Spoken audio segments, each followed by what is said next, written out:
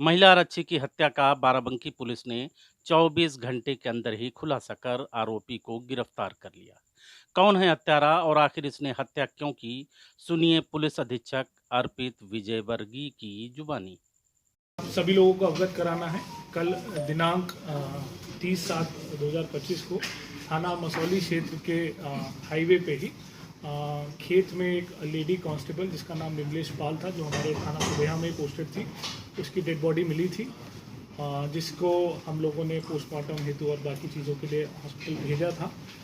इस क्रम में आप सभी लोगों को अवगत कराना है कि आज इस घटना का हमारी टीम ने सफल अनावरण किया है, जिसमें एक कांस्टेबल जिसका नाम है इंद्रेश, उसको हम लोगों ने अरेस्ट किया है आज। और इसमें जो पूरी पूछताछ हुई है, पूरी जो जानकारी हुई है, उसमें ये घटनाक्रम सामने आया है, जिसमें ये जो दोनों लोग हैं, जो लेडी कांस्टेबल और ये जो जिसने ये घटना कारित की है इंद्रेश, इन दोनों ने पिछले साल कोर्ट में शादी करी थी। इसमें विमलेश ने पिछले साल इस पे बलात्कार का मुकदमा लिखवाया था। उसके बाद इन दोनों ने कोर्ट मैरिज कर ली थी और वो बलात्कार के मुकदमे में क्लोजर रिपोर्ट लगी थी। लेकिन शादी करने के बावजूद भी ये इसको पत्नी की तरह साथ नहीं रख रहा था, और जो ये लेडी कांस्टेबल थी, इसका ग्रीवांस ये था कि मुझे पत्नी की तरह ही साथ में रखो और प्रॉपर सारा फंक्शन वगैरह हम लोगों का होना चाहिए। इसी को लेके ये परेशान रहता था, क्योंकि ये इसको पत्नी के तौर पे नहीं रखना चाहता था। और इसी क्रम में इसने ये प्लानिंग करी कि इसको कैसे मार दिया जाए, क्योंकि ये यहाँ पहले भी पोस्टेड रहा है। ये जो व्यक्ति है इंद्रेश, यहाँ पहले बाराबंकी में ही पोस्टेड था, तो इसको सारे रूट वगैरह पता थे और इसको टाइमिंग भी पता थी कि कब जो रोड है वो सुनसान रहती है, कब पुलिस की ड्यूटीज़ कहीं और रहती है, कब ज़्यादा व्यस्तता रहती है।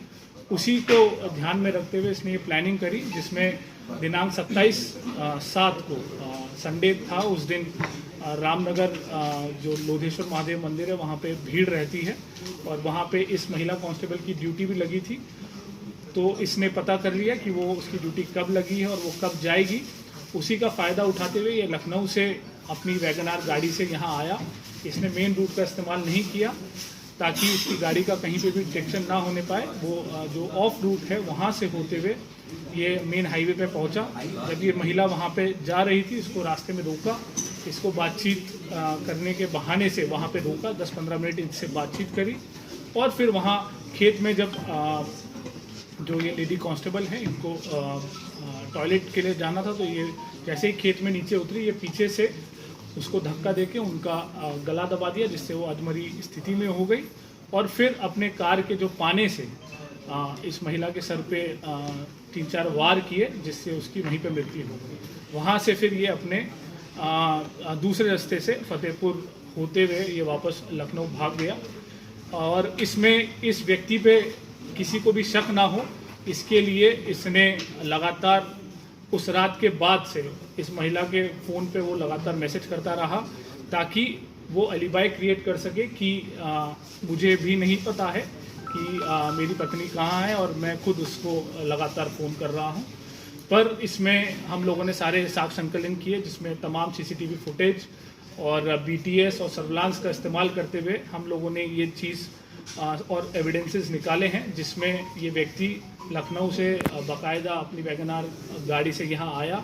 करीब हमारे पास 5 फुटेजेस भी मिली हैं, जहाँ बीच में ये जाता हुआ दिख रहा है, और फिर घटना कारित करने के बाद भी हमें सीसीटीवी फुटेज मिली है। इसके अलावा जो इन लोगों की आपस में उस घटना वाले दिन की जो बातचीत है, उससे भी काफ़ी हमें क्लू मिले हैं, जिसमें इसने शाम को 7 बजे इस महिला से बात करके उसकी लोकेशन ली और फिर अपनी प्लानिंग उस हिसाब से की। तो ये चीज़ें मोटी मोटी निकल के आई हैं, और इसमें हमने जो घटना में प्रयोगकार है वो बरामद की है। जो उसने पाना यूज़ किया था वो बरामद किया है, और मृतका का जो बाकी जो पहचान पत्र इसके पास थे वो भी हम लोगों ने इससे बरामद किए।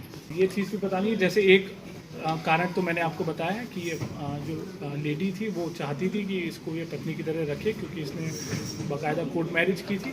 दूसरा, इस व्यक्ति जो पुरुष कांस्टेबल हैं, इसने इस महिला के नाम से 2 लोन भी लिए थे।